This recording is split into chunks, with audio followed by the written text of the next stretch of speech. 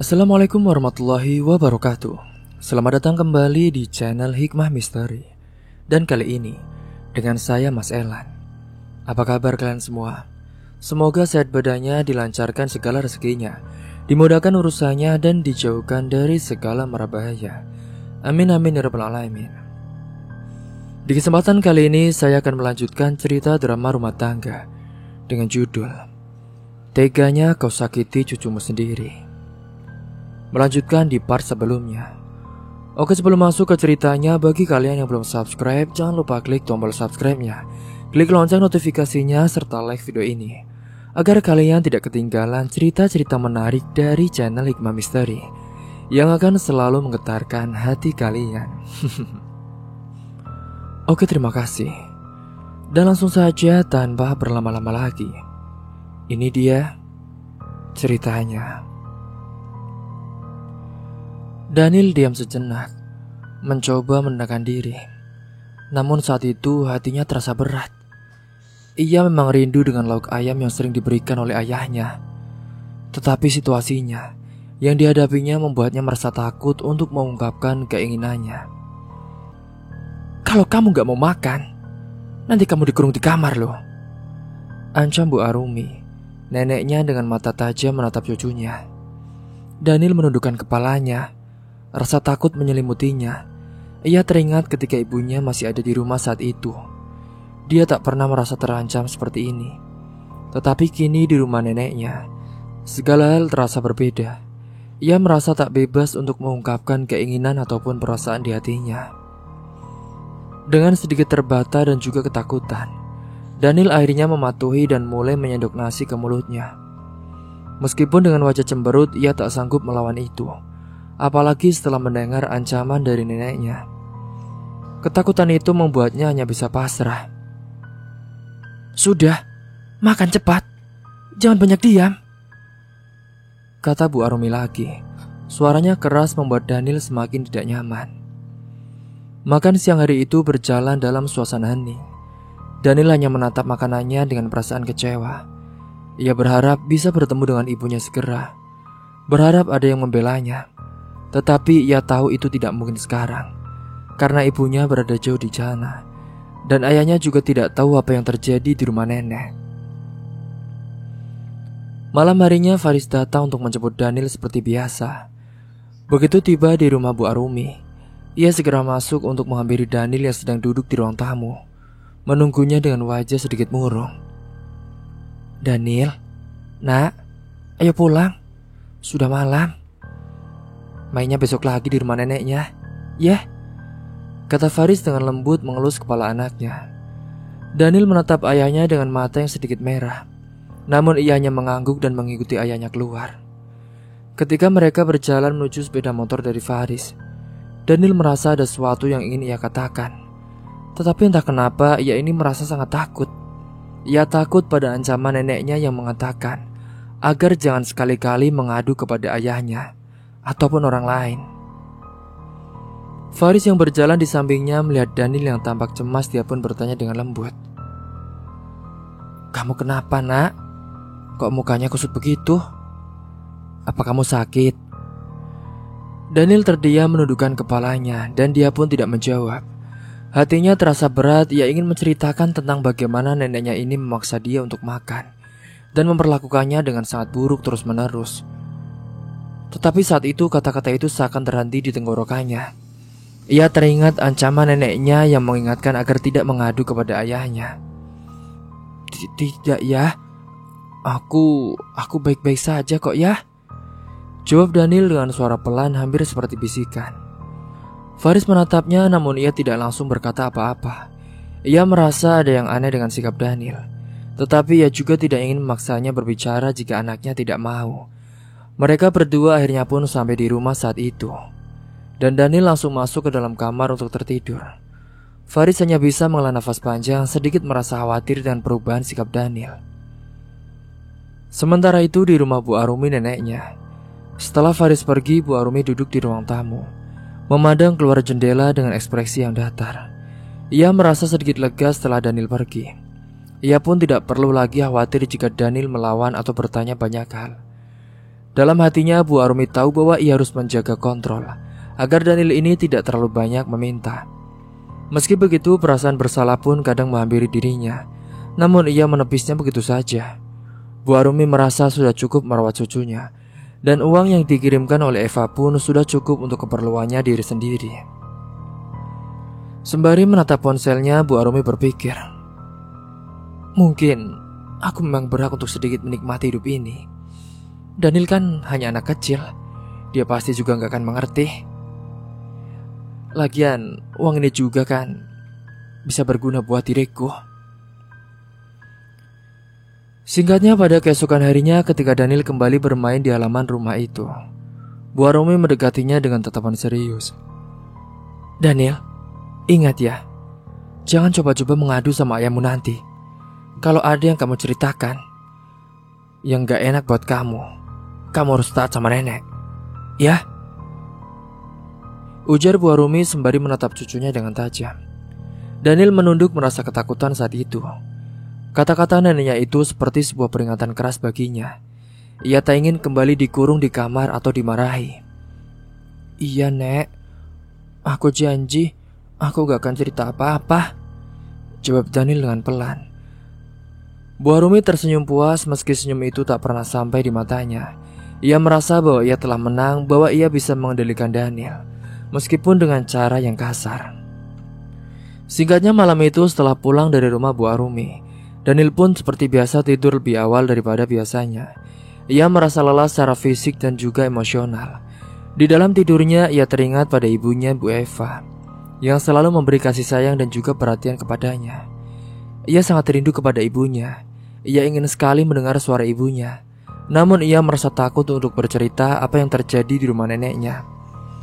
Daniel ini sangat merindukan pelukan ibunya, namun saat itu ia hanya bisa berbaring dengan mata terpejam, berusaha melupakan rasa takut dan kesedihan yang terus mengganggunya.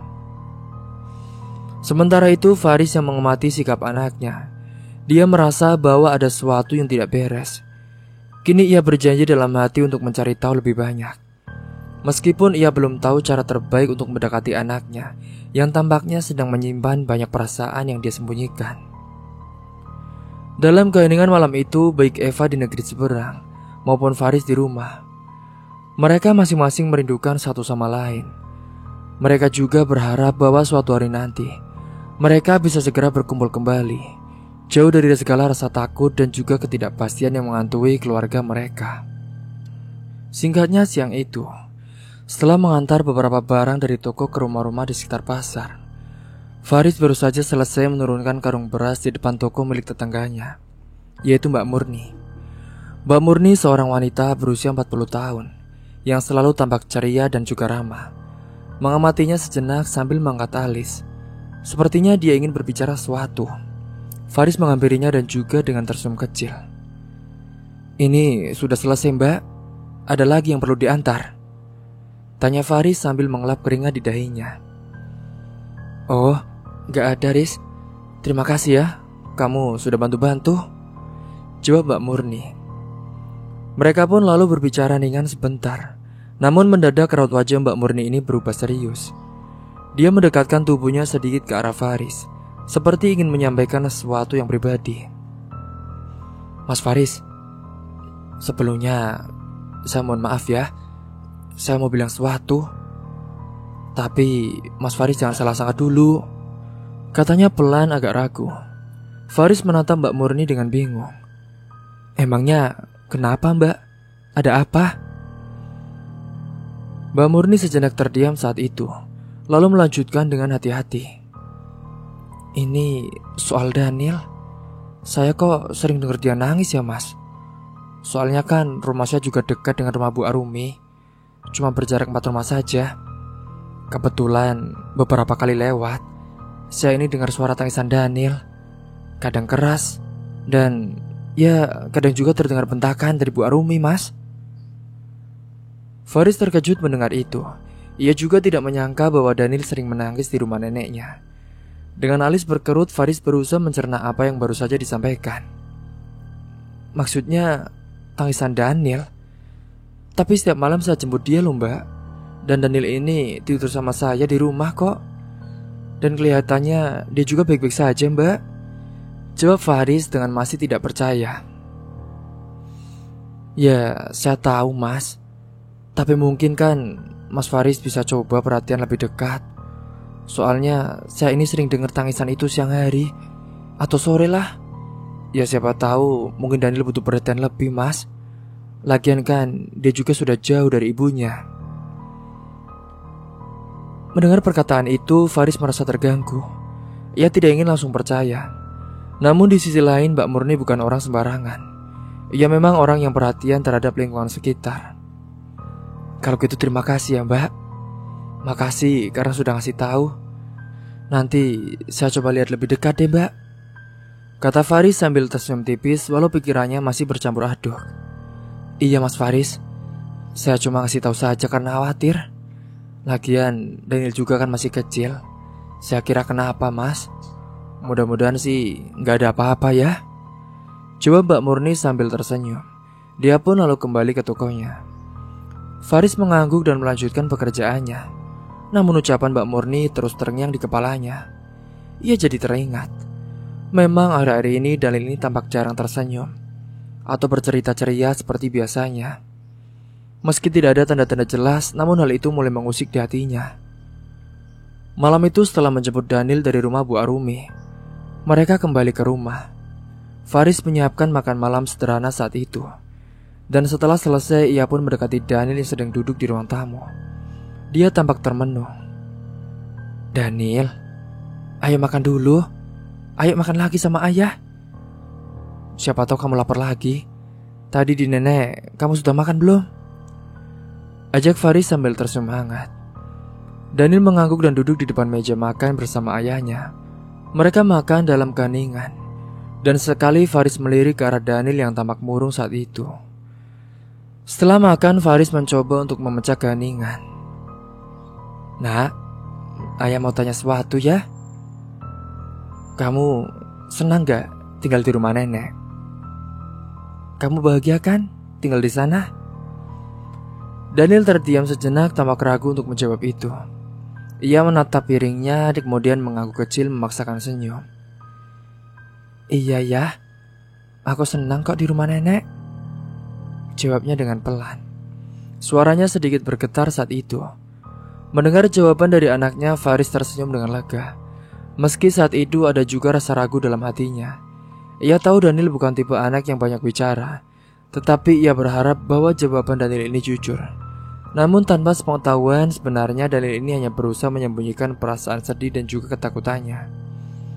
Dalam hati, Daniel teringat pada ancaman neneknya agar ia tidak mengadu kepada ayahnya. Ia juga merasa sedikit lega. Tapi malam itu ia masih terbayang kata-kata dari Mbak Murni. Sementara di dalam hati, Daniel merasa bimbang antara rasa takut dan juga keinginan untuk bercerita. Sementara di sisi lain, malam itu setelah selesai bekerja di rumah majikannya, Eva duduk di ruang kecil yang disediakan untuknya. Ia merasa lelah, namun juga sedikit tertekan. Setiap malam kecuali saat sibuk di dapur atau dengan tugas lainnya, pikirannya selalu tertuju pada suami dan juga anaknya yang sedang jauh darinya. Meskipun ia mencoba mengalihkan perhatian dengan bekerja keras, hati seorang ibu tetap saja sulit untuk tidak merindukan anaknya. Handphone yang ada di meja depan Eva pun bergetar, menarik perhatiannya. Ia saat itu melihat nama suaminya, Faris, muncul di layar. Dengan cepat Eva mengangkat teleponnya, berharap mendengar kabar baik atau setidaknya mendengar suara Faris yang membuatnya merasa lebih tenang. Assalamualaikum, Mas. Eva menyapanya dengan suara lembut, meskipun ada juga kesedihan yang tampak samar di suaranya. Waalaikumsalam sayang. Gimana kabarnya di sana? Jawab Faris. Aku baik-baik saja, Mas. Kerjaan juga di sini lancar. Tapi aku kangen banget sama Daniel, Mas. Aku merasa berat tinggal jauh dari dia. Daniel gimana, Mas? Dia sehat? Tanya Eva, suaranya sedikit bergetar karena kecemasan itu. Faris terdiam sejenak mencoba memilih kata-kata yang tepat. Daniel, dia baik-baik saja sayang. Tapi ada yang bikin aku khawatir. Tadi siang, saat aku sedang bekerja, Mbak Murin ini bilang kalau dia ini katanya sering dengar Daniel nangis. Dan kadang dia ini dengar suara bentakan dari rumah ibu. Mbak Murni katanya khawatir sayang. Aku juga khawatir. Daniel juga akhir-akhir ini tampak murung. Aku jadi kepikiran, jangan-jangan ada yang tidak beres di sana. Mendengar penuturan Faris, hati Eva pun langsung tercekik. Ia terdiam beberapa saat, mencoba mencerna apa yang baru saja didengar. Rasa takut dan cemas pun langsung memenuhi pikirannya. Apa? Daniel menangis, Mas? Kenapa dia sampai menangis? Emangnya ibu ngelakuin apa ya, Mas? Jawab Eva. Suaranya bergetar hampir tak bisa menahan air mata yang mulai menggenang. Faris pun mencoba menenangkan istrinya. Sudah sayang, kamu tenang dulu. Mungkin itu cuma salah paham kok. Atau mungkin ya Daniel sedang rewel saja. Aku juga sudah tanya ke dia malam tadi, dan dia bilang dia bahagia tinggal di rumah nenek. Jadi kamu jangan terlalu cemas, ya. Tapi aku khawatir, Mas. Aku gak bisa tenang kalau seperti ini. Eva menarik nafas panjang meski hati kecilnya tak bisa sepenuhnya tenang. Aku takut, Mas. Dia ini takut merasa kesepian atau bahkan tidak nyaman di sana. Lagian dulu juga saat aku mau berangkat, kelihatannya ibu tampak tidak suka, Mas. Dia tampaknya terpaksa untuk merawat anak kita. Tapi semoga saja dia gak terganggu atau malah jadi trauma ya, Mas. Iya sayang, aku juga khawatir. Tapi sudahlah, kamu jangan berpikiran negatif. Nanti malah kamu sakit loh di sana. Sudah gak apa-apa. Aku janji akan lebih perhatian lagi sama Daniel. Kalau ada apa-apa, aku pasti akan langsung bilang sama kamu, ucap Faris saat itu. Eva mengangguk meski tahu Faris tidak bisa melihatnya. Aku harap seperti itu, Mas. Aku rindu sekali sama Daniel. Rasanya setiap hari gak ada hari tanpa mikirin dia. Suasana pun hening sejenak sebelum Faris kembali berbicara dengan nada lembut. Sayang, aku juga rindu sama kamu. Tapi sabar dulu ya. Kita harus kuat. Demi masa depan kita harus kerja keras supaya bisa memperbaiki keadaan. Tiba-tiba saat itu suara panggilan dari dapur terdengar, memecah percakapan mereka. Mas, sudah dulu ya, Mas. Ini aku disuruh masak sama majikanku. Hingga saat itu Eva pun menoleh ke arah ponselnya dan menyadari bahwa percakapan dengan suaminya harus ditunda dulu. Iya sayang, kamu semangat ya. Dengan suara lembut itu Faris mengakhiri telepon mereka. Dan Eva pun menaruh ponselnya dengan hati yang penuh kerinduan. Ia bergegas menuju dapur dan memulai pekerjaannya memasak untuk majikannya. Singkatnya beberapa waktu kemudian, Eva pun telah berhasil menyiapkan hidangan untuk majikannya. Ia membawa makanan itu ke ruang makan dan menyajikannya dengan hati-hati. Setelah itu, majikannya lalu memerintahkannya untuk menemani anak majikan yang sedang bermain di ruang tamu. Eva hanya bisa mengangguk dan menjalankan perintahnya meskipun hatinya merasa tidak tenang. Di tengah keheningan malam itu, Eva menghabiskan waktu bermain dengan anak majikannya yang masih kecil, yaitu si Meme. Sementara itu pikirannya juga kembali tertuju pada Daniel, yang saat itu berada di rumahnya. Rindu yang menggelayuti hatinya semakin besar. Namun ia tahu untuk sementara waktu ia harus tetap berada di sini demi keluarga mereka. Malam itu setelah selesai menemani anak majikannya tertidur, Eva pun berbaring di tempat tidurnya yang sederhana. Ia menatap langit-langit kamar dengan perasaan campur aduk. Hatinya terasa kosong tanpa kehadiran Daniel. Ia ingin sekali segera pulang, tapi ia tahu saat ini sedang ada tanggung jawab. Jadi dia pun harus bertahan di sini, berharap segalanya akan segera membaik. Namun di balik rasa lelah dan juga kerinduan itu, Eva bertekad untuk tetap bertahan demi masa depan mereka. Ia tahu meski berat, jalan ini harus dilalui agar kehidupan mereka bisa berubah. Hari-hari yang berlalu di rumah majikannya kini terasa seperti rutinitas yang sulit dipahami. Eva masih merasa kesepian, terutama saat ia menghabiskan waktu dengan anak majikannya, si Mei Mei. Meskipun ia selalu berusaha menunjukkan senyum dan juga kehangatan, hatinya tak bisa menahan rindu pada Daniel. Setiap kali melihat si Mei Mei bermain dengan riangnya, ingatan akan anaknya sendiri seakan datang begitu saja. Ia membayangkan betapa bahagianya jika Daniel bisa berada di tempat itu, tertawa dan bermain sepuasnya. Hingga pada suatu siang, setelah selesai menemani si Meme bermain di halaman rumah, Eva diajak oleh Nyonya Ali, majikannya, untuk pergi berlibur ke sebuah tempat wisata yang indah. Di perjalanan, suasana di dalam mobil terasa nyaman. Meski hati Eva tidak sepenuhnya bisa ikut merasakan kebahagiaan itu. Matahari yang terik di luar jendela seolah mengingatkannya pada keceriaan yang ia rindukan. Eva mencoba tersenyum membayangkan anaknya. Namun lagi-lagi dia tak bisa menahan air mata yang mulai menggenang di pelupuk matanya. "Eva, kamu kenapa?" tanya Nyonya Ali, yang duduk di sebelahnya. Ia memperhatikan Eva dengan seksama. Sepertinya ada yang mengganjal di hati pelayan rumah tangganya itu. Eva pun langsung mengusap air matanya dengan ujung jari, lalu menundukkan kepala. "Maaf Nyonya, saya cuma teringat anak saya, Daniel namanya. Saya jadi sedih. Sejak saya bekerja di sini, saya belum pernah mengajaknya liburan seperti ini.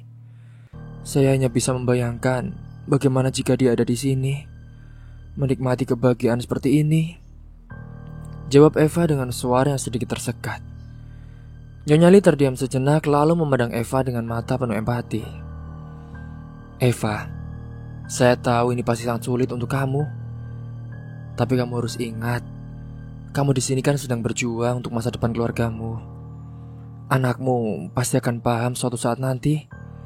Yang terpenting, kamu tetap bekerja keras untuk masa depannya. Sudah ya, kamu jangan tenggelam dalam kesedihan."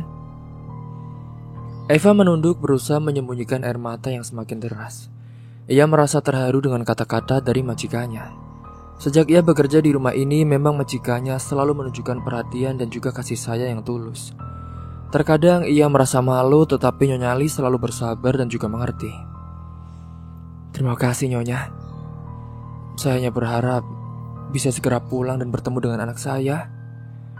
Saya sangat merindukannya." Nyonya Li mengangguk dengan penuh pengertian. "Iya, saya tahu Eva. Saya juga berharap biar kamu bisa segera berkumpul dengan keluarga. Tapi untuk sekarang, nikmati dulu liburannya ya. Cobalah untuk sejenak melupakan segala beban yang ada. Kamu sudah melakukan yang terbaik. Semangat." "Terima kasih ya Nyonya. Saya sangat menghargai semua perhatian dari Anda. Saya merasa beruntung bisa bekerja di sini." Setelah beberapa saat dalam perjalanan, mereka akhirnya sampai di tempat tujuan. Nyonya Li mengajak Eva untuk menikmati suasana dan pemandangan indah di sekitar mereka. Namun meski ada keindahan di sekelilingnya, hati Eva tetap merasa kosong. Ia berjalan sambil menatap pemandangan dengan perasaan campur aduk antara kebahagiaan yang diberikan oleh majikannya dan juga kerinduan yang terus mengganggu. Sebelum mereka kembali ke mobil untuk pulang, Nyonya Li membawa Eva ke sebuah toko souvenir. "Eva, saya ingin membelikan sesuatu untuk kamu. Ini untuk Daniel ya. Simpan, jika kamu nanti pulang. Pasti dia senang kali dengan oleh-oleh ini," kata Nyonya Li dengan senyum hangat. Eva terkejut dan merasa sangat terharu. "Nyonya, saya tidak tahu harus bagaimana lagi. Terima kasih banyak Nyonya. Saya merasa sangat dihargai," jawab Eva dengan suara yang hampir tidak terdengar. "Sudahlah, kamu berhak mendapatkan yang terbaik Eva. Kamu juga sudah bekerja keras dan kamu pantas mendapatkan kebahagiaan. Jangan lupa bahwa kita semua di sini peduli padamu. Anggap saja kami ini keluarga kecilmu, ya?" Eva mengangguk tetapi hatinya terasa penuh. Ia merasa semakin terharu dengan perhatian yang diberikan oleh majikannya Nyonya Ali.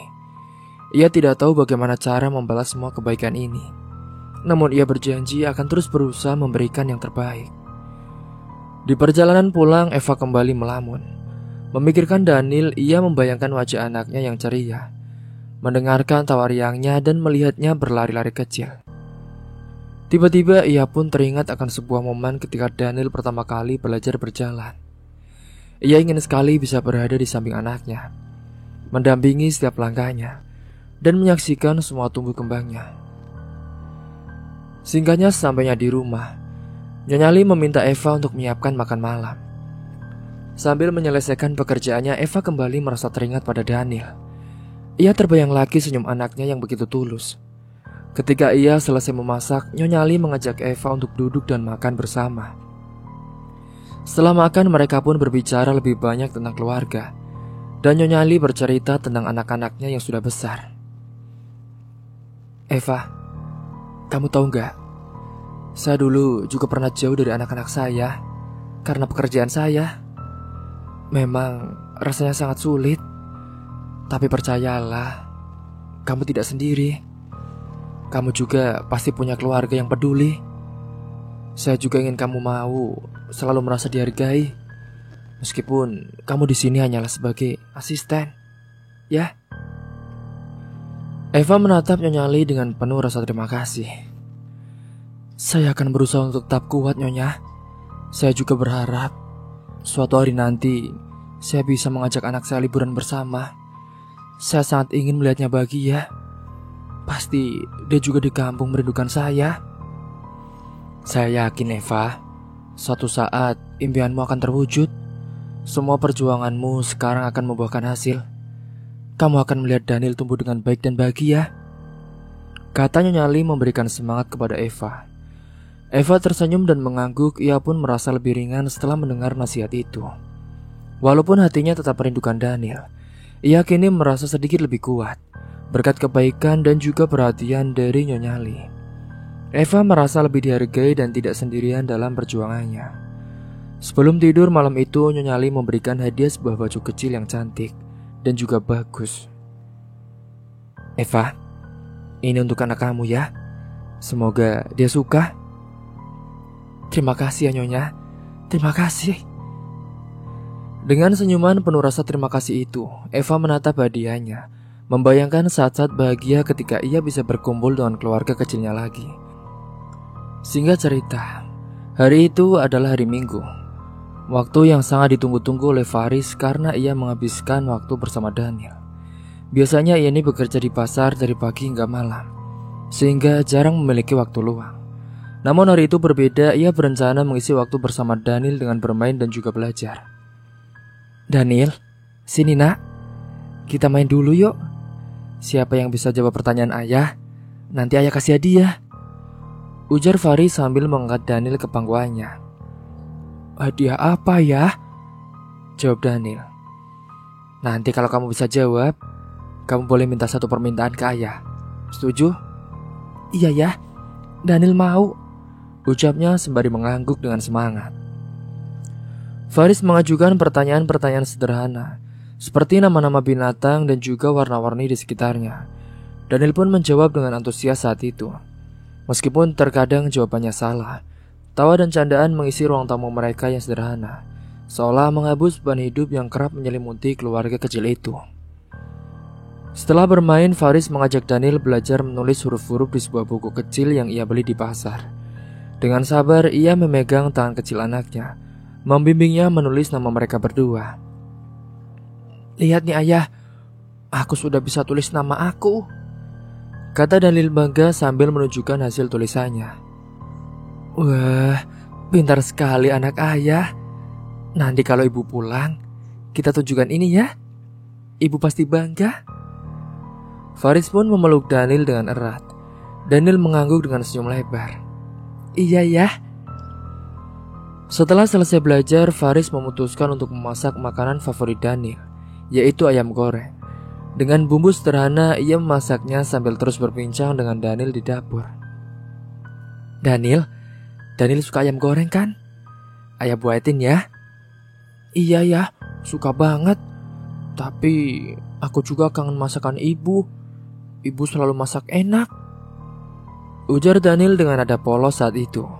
Faris berhenti sejenak menatap anaknya yang duduk di kursi kecil. Ayah tahu nak, kamu pasti kangen sama ibu. Tapi sabar ya, ibu kerja jauh untuk kita. Kalau ibu pulang nanti, kita akan masak bareng-bareng lagi.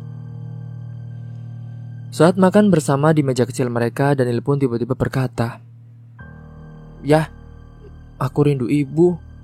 Aku pengen lihat wajah ibu ya." Mendengar kata-kata dari itu, ia tahu betapa dalam Daniel ini merindukan Eva sama seperti dirinya. Hingga singkatnya setelah beberapa saat, Faris mengangguk dan berkata, "Baiklah, nanti ayah coba telepon ibu ya. Tapi kita harus tunggu dulu sampai ibu selesai kerja." "Iya ya." Pada malam harinya, setelah memastikan semua pekerjaan Eva selesai, kini Faris pun mencoba menelpon istrinya. Suara dering telepon membuat hati Eva berdebar. Ia pun segera mengangkatnya dan suara Faris di seberang membuat rasa rindunya meluap. "Halo mas, ada apa? Apa kabar semuanya? Apakah baik-baik saja di rumah mas?" tanya Eva. "Iya dik, semua baik-baik saja. Ini Daniel tadi bilang dia rindu sama kamu.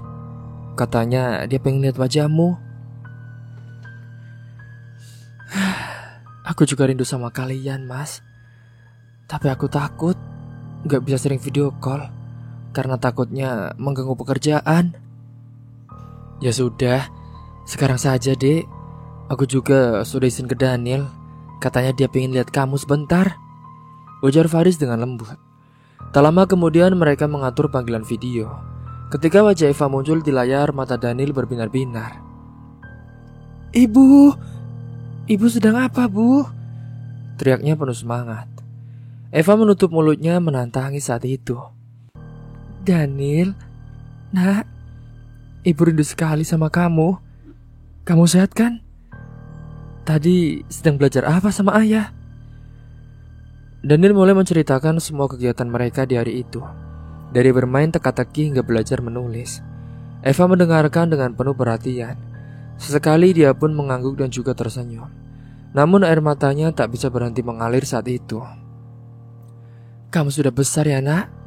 Ibu bangga sama kamu. Kamu harus terus jadi anak yang baik dan pintar, ya?" "Iya bu, tapi aku mau ibu cepat pulang. Aku pengen masak bareng ibu lagi," ujar Daniel dengan polos. Eva menunduk berusaha menahan tangis yang semakin menjadi-jadi. Faris yang duduk di samping Daniel pun mencoba menenangkan istrinya. "Sudah dek, tidak apa-apa. Kita semua rindu kamu. Tapi ini semua demi masa depan kita. Kamu harus kuat ya." Eva mengangguk sambil menghapus air matanya saat itu. "Iya mas, aku pasti akan kuat. Kalian juga harus jaga kesehatan ya. Aku titip Daniel mas." Setelah beberapa menit berbicara, Eva harus kembali ke pekerjaannya. Ia mengakhiri panggilan dengan perasaan campur aduk. Dia pun bahagia karena bisa melihat anaknya, namun juga sedih karena tidak bisa memeluknya saat itu. Sementara di sisi lain, Bu Arumi saat itu sedang asyik berkumpul dengan teman-temannya di sebuah acara. Ia tampak mengenakan perhiasan baru yang berkilau. Itulah hasil dari uang kiriman Eva yang seharusnya digunakan untuk kebutuhan dari Daniel. "Bu Arumi, gelangnya baru ya? Cantik sekali bu," ucap puji salah satu temannya. "Ini cuma kecil-kecilan kok. Kebetulan ada rezeki lebih." "Luar biasa ya bu. Sudah punya cucu tapi masih suka tampil modis." "Ya harus dong. Hidup itu kan dinikmati," jawab Bu Arumi dengan nada tinggi. Namun di balik kemewahan itu, tanggung jawabnya sebagai nenek tidak dijalankan dengan sepenuh hati. Daniel yang seharusnya mendapatkan perhatian lebih seringkali ia abaikan. Uang kiriman dari Eva lebih banyak digunakan untuk kesenangan pribadi daripada kebutuhan cucunya. Hingga Bu Arumi bahkan tidak menyadari bahwa Daniel semakin hari tampak semakin murung. Ia hanya peduli pada dirinya sendiri, menikmati hidup tanpa memikirkan perasaan anak dan cucunya. Di rumah kecilnya itu, Faris duduk termenung setelah mematikan telepon dari istrinya. Ia memikirkan wajah Eva yang penuh air mata saat berbicara dengan Daniel. Ada rasa bersalah yang menggerogoti hatinya. Namun ia pun mencoba meyakinkan dirinya bahwa semuanya akan baik-baik saja selama mereka tetap saling mendukung sambil menatap wajah Daniel yang terduduk pula di sampingnya. Kamu sabar ya nak, ayah dan ibu akan selalu berjuang untukmu. Hari itu adalah hari di mana Daniel bersekolah di PAUD, dan ia sangat bersemangat dengan senyum lebar. Ia memeluk Faris sebelum ayahnya berangkat bekerja. Ayah, aku mau belajar yang rajin ya, biar nanti bisa pintar seperti ayah dan ibu. Faris tersenyum mengusap rambut anaknya dengan lembut. Anak ayah memang hebat. Kamu harus dengar kata bu guru ya nak. Ayah bangga sama kamu. Setelah berpamitan, Faris mengantar Daniel ke rumah Bu Arumi sebelum pergi bekerja. Bu, nanti tolong antar Daniel ke PAUD ya. Saya sudah titip uang untuk keperluan sekolahnya. Jangan lupa juga bawakan bekal buat dia, pesan Faris. Bu Arumi hanya mengangguk sambil menggerutu dengan pelan. Iya, sudah sana kerja. Dan setelah Faris pergi, Bu Arumi malah mengabaikan persiapan dari Daniel. Ia sibuk menonton televisi dan mengobrol dengan tetangganya yang datang berkunjung. Daniel yang sudah siap dengan tas kecilnya hanya duduk diam di sudut ruangan, menunggu neneknya. Nenek, ayo kita pergi nek. Ayo berangkat. Nanti aku telat loh nek, ujar Daniel dengan suara lembut. Bu Arumi menoleh dengan malas. Iya sabar sih, kamu gak bakal telat kok. Nenek juga masih ada urusan. Ketika akhirnya mereka berangkat, waktu sudah hampir menunjukkan jam masuk.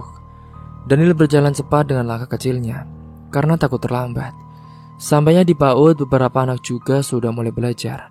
Sementara Daniel merasa malu karena terlambat saat itu. Di kelas, Daniel mencoba mengikuti pelajaran dengan antusias. Meski saat itu rasa laparnya mulai terasa karena ia sendiri tidak membawa bekal. Ketika waktu istirahat tiba, anak-anak lain membuka kotak makan mereka dengan berbagai makanan lezat. Nasi, ayam goreng, roti, bahkan buah-buahan. Daniel hanya memegang uang Rp2 yang diberikan oleh neneknya saat itu. Ia pun berjalan ke makanan warung kecil di depan PAUD, menatap barang-barang yang dijualnya. Uangnya hanya cukup untuk membeli sebungkus kerupuk kecil. Dengan pelan ia pun memakan kerupuk itu sambil sekali menelan ludah ketika melihat teman-temannya yang asik makan bersama. Seorang teman pun mendekatinya. Daniel, kamu gak bawa bekal. Kamu mau gak makan sama aku?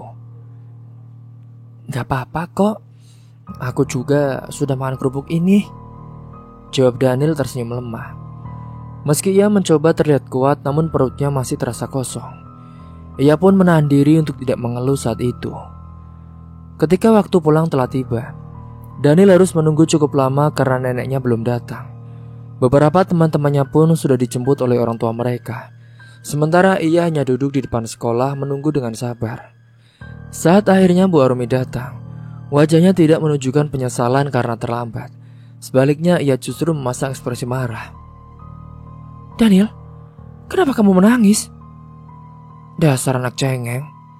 Anak kecil itu gak boleh cengeng tahu. Nenek lama. Aku takut nek, ditinggal, jawab Daniel dengan suara terisak. Sudah diam. Kalau kamu nangis terus, nanti nenek kurung di kamar loh, bentak Bu Arumi sambil mencubit lengan Daniel. Daniel pun hanya bisa menahan tangisnya saat itu, tidak berani melawannya. Mereka berjalan pulang dengan suasana hati yang muram. Sementara Daniel merasa semakin takut kepada neneknya. Sampainya di rumah, perut Daniel kembali keroncongan. Ia berjalan ke dapur dan melihat neneknya sedang duduk santai sambil memeriksa ponselnya. Nek, aku lapar nek, mau makan. Iya, nanti nenek masak telur dulu ya. Kamu tunggu. Kamu itu makan jangan banyak-banyak ya. Susah tahu cari uangnya. Beberapa saat kemudian Bu Arumi pun menghidangkan sepiring nasi dengan lauk telur goreng yang sama seperti kemarin. Daniel memandang makanannya dengan lesu, namun ia tidak berani meminta lebih.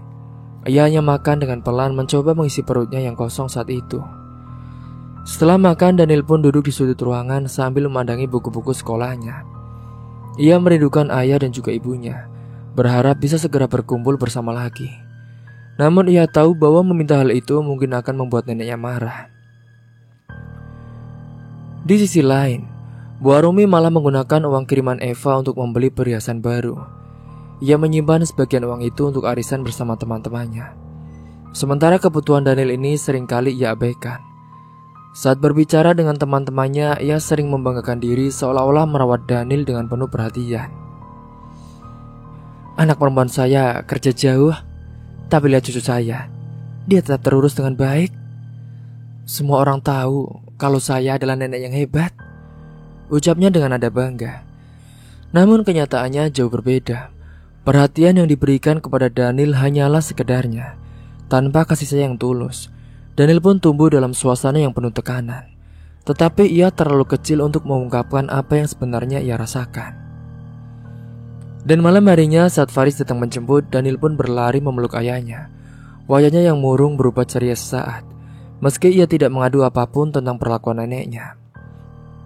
Ayah, aku sudah belajar banyak hari ini. Aku juga sudah tulis nama ayah di buku. Bagus nak, ayah senang kamu rajin belajar. Bagaimana dengan nenek tadi? Apakah nenek membawakan bekal kamu? Daniel terdiam. Daniel, ditanya ayah kok diam? Enggak ya, tadi nenek lupa sepertinya. Jadi aku tadi tidak bawa bekal. Ya ampun. Ya sudah, maafin ayah ya nak. Besok-besok biar ayah yang siapin bekal. Iya ya. Ya sudah, kalau gitu ayo pulang. Singkatnya pada malam hari, Faris duduk di tepi ranjang memandangi Daniel yang sudah terlelap saat itu. Wajah polos anaknya tampak damai meski Faris tahu anak sekecil itu mungkin merindukan kehangatan seorang ibu. Daniel pasti butuh Eva.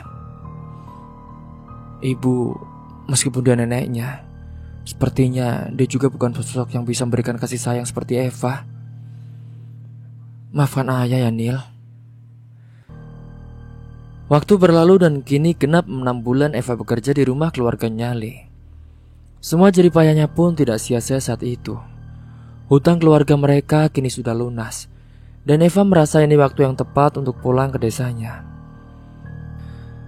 Malam itu setelah menyelesaikan semua tugasnya, Eva memberanikan diri meminta izin kepada majikannya. Nyonya, saya ingin berbicara, kata Eva saat makan malam keluarga selesai. Nyonya Li menoleh dengan melembut. Iya, ada apa Eva? Sepertinya kamu terlihat serius. Saya ingin pulang kampung bulan ini Nyonya. Karena saya sangat merindukan anak saya. Saya mohon izin untuk pulang. Nyonya Li pun saat itu tersenyum bijaksana. Oh, kirain ada apa? Ya Eva, tidak apa-apa. Kamu juga kan sudah bekerja dengan sangat baik di sini. Kami pasti akan merindukanmu. Tapi saya mengerti tidak ada yang lebih penting daripada keluarga. Kamu boleh pulang. Dan jika suatu hari kamu ingin kembali, pintu kami selalu terbuka. Terima kasih banyak ya Nyonya.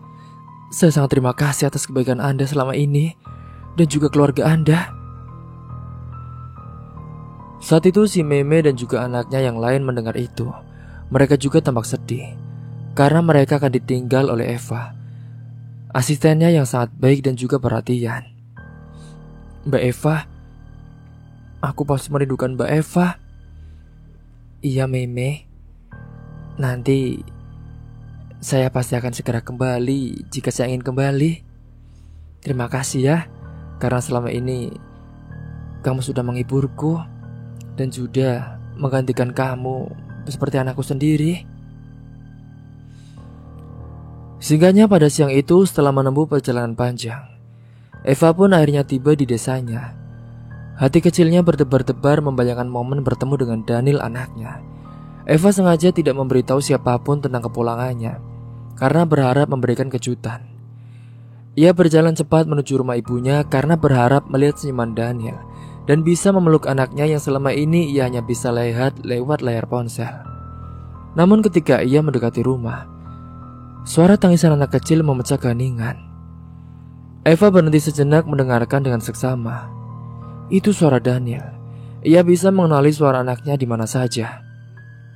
Dengan cemas ia pun percepat langkahnya dan berhenti di depan pintu yang sedikit terbuka. "Kenapa kamu nangis terus sih? Dasar anak nakal. Kamu tahu kan, vas itu vas mahal." Teriak Bu Arumi dengan nada tinggi saat itu. "Iya, Nek. Ampun, tapi kan Daniel gak sengaja, Nek." Isak Daniel saat itu suaranya terdengar terputus-putus di antara tangisannya. "Dasar gak tahu diri. Jeplak, jeplak. Sudah dikasih makan, masih saja bikin masalah." Bentak Bu Arumi sambil memukul tangan Daniel dengan sendok kayu saat itu. Eva yang mendengarnya pun dia terpaku di tempatnya, tak percaya dengan apa yang dia lihat dan didengarnya. Jantungnya berdetak dengan kencang dan tanpa berpikir panjang. Ia pun langsung masuk ke dalam rumah itu. "Ibu, apa yang ibu lakukan? Kenapa ibu mengajar Daniel, Bu?" teriak Eva dengan suara lantang. Bu Arumi terkejut melihat anaknya yang tiba-tiba muncul di depan pintu. "Loh, Eva, kamu kok sudah pulang?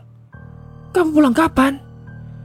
tanyanya dengan kaget, tapi dengan nada yang masih keras. Eva berlari menghampiri Daniel yang menangis sambil memegangi tangannya yang merah karena dipukul. Ia memeluk anaknya erat-erat mencoba menenangkan bocah kecil itu. "Daniel, Nak, ibu di sini, Nak. Maafkan ibu ya, maafkan ibu." Eva menangis bersama anaknya saat itu. Daniel pun menggenggam baju Eva. Air matanya terus mengalir saat itu. "Bu, aku kangen, Bu. Aku gak mau di sini lagi, Bu." Eva menoleh ke arah ibunya dengan tatapan tajam. Ibu kenapa? Kenapa ibu menyiksa cucu ibu sendiri? Daniel itu anak saya ya, Bu. Dia masih kecil, Bu. Kenapa harus diperlakukan seperti ini?" "Eva, dengar dulu ya. Dia tadi main bola di dalam rumah dan dia memecahkan vas. Aku coba mengajarinya supaya dia tidak ceroboh." "Ajari dengan cara memukul dan membentak. Dia itu butuh kasih sayang, Bu, bukan kekerasan. Ibu tahu kan seberapa sulit saya meninggalkannya. Dan sekarang saya tahu menitipkan ke Daniel adalah kesalahan besar saya. Lihat, Daniel juga tampak lebih kurus dan mukanya terlihat lebih murung. Aku kecewa dengan ibu." Eva menggeleng pelan saat itu dengan matanya mulai basah. "Tapi ibu sudah merawatnya. Apa pikir kamu mudah merawat seperti ini? Kalau tahu akan begini, lebih baik tidak menitipkan Daniel kepada ibu ya, Bu." Bu Arumi terdiam dengan wajahnya berubah kaku saat itu. Sementara itu Daniel pun hanya bisa menangis di pelukan ibunya. Dia merasa aman setelah sekian lama tertekan. Eva pun memutuskan untuk segera membawa Daniel pergi dari rumah ibunya. "Ayo Daniel, kita pulang ke rumah saja." "Eva, tunggu dulu." Namun Eva tidak menjawab. Ia sudah kehilangan kepercayaan pada ibunya. Tanpa menoleh, ia melangkah keluar membawa anaknya yang masih terisak. Eva berjanji dalam hatinya tidak akan membiarkan Daniel menderita lagi. Di perjalanan pulang ke rumahnya saat itu, Eva berusaha menenangkan Daniel. Saat itu Daniel pun yang masih trauma. "Ibu, Daniel tidak mau ke nenek lagi, Bu. Nenek jahat. Nenek jahat, Bu." "Sudah Daniel, sekarang ibu sudah di sini. Kamu gak perlu takut lagi ya, Nak. Kita akan tinggal bersama ayah dan ibu gak akan pergi lagi." "Oh iya, kenapa ayah tidak pernah memberitahu ibu kalau kamu disiksa di rumah nenek?" "Aku tidak pernah memberitahu kepada siapapun, Bu. Aku takut nenek semakin keras kepada aku, Bu." "Ya Allah, maafin ibu ya, Nak. Ibu janji ibu sekarang gak akan pergi lagi. Ibu akan di sini selalu bersama Daniel, ya?" "Iya, Bu." Setelah sekian lama terpisah, Eva akhirnya bisa meluk Daniel tanpa ada rasa khawatir. Namun di dalam hatinya saat itu, ia tahu bahwa ini adalah awal dari perjalanan baru untuk keluarganya. Ia pun harus memastikan Daniel tumbuh di lingkungan yang penuh cinta dan juga kebahagiaan. Singkat cerita, pada sore hari itu, Faris pun sudah pulang ke rumahnya. Saat ia mau mandi, tiba-tiba tak sengaja ia sudah kaget karena melihat istrinya sudah pulang di rumah. "Eva, kamu pulang kapan? Kenapa kamu tidak mengabari aku dulu? Kan aku bisa menjemput kamu." "Tidak, Mas. Aku tidak perlu. Maaf ya." "Loh, kenapa kamu menangis?" Eva pun saat itu berdiam diri. Dia lalu menceritakan semuanya kepada suaminya. "Mas, ternyata selama ini Daniel menderita di sana, Mas." "Menderita gimana maksudmu?" "Ternyata ibu selalu menyiksanya, Mas." "Ya Allah, maafkan ayah ya nak. Ayah tidak tahu kenapa kamu tidak pernah ngomong." "Daniel takut ya, karena kata nenek, kalau aku mengadu ke ayah, nanti aku tidak akan dikasih uang jajan, dan nantinya aku akan dihajar lagi ya." Hingga hari itu pun rumah itu dipenuhi dengan kesedihan. Di sisi lain tapi mereka bahagia, karena akhirnya keluarga kecil mereka bisa berkumpul lagi seperti dulu lagi. Dan kini Daniel pun tanpa merasa khawatir lagi dan takut. Dia berada di antara lingkungan ayah dan juga ibunya. Dia pun merasakan kehangatan yang sudah sangat lama ia nantikan. Semoga kita semua bisa mengambil hikmah dan pelajaran dari kisah ini. Mungkin itu saja yang dapat saya sampaikan. Mohon maaf apabila ada salah kata ataupun ucapan yang kurang berkenan bagi kalian semua. Sampai jumpa di cerita selanjutnya. Akhir kata, wassalamualaikum warahmatullahi wabarakatuh.